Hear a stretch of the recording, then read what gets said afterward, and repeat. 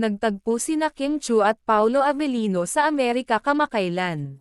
Ang kanilang pagkikita ay naging usap-usapan sa social media.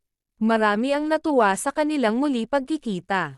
Si Kim Chiu ay nag-post ng kanilang larawan sa kanyang Instagram account. Kasama nila sa larawan ang ilang kaibigan at kakilala. Ang nasabing pagkikita ay naganap sa isang sikat na lugar sa Amerika. Maraming fans ang nagkomento at natuwa sa kanilang post. Ito ay naging isang magandang pagkakataon para sa kanilang dalawa na makapag-bonding muli. Ang kanilang pagkikita ay nagpapakita ng kanilang matibay na pag-iibigan. Marami ang umaasa na magkakaroon pa sila ng mga proyekto sa hinaharap.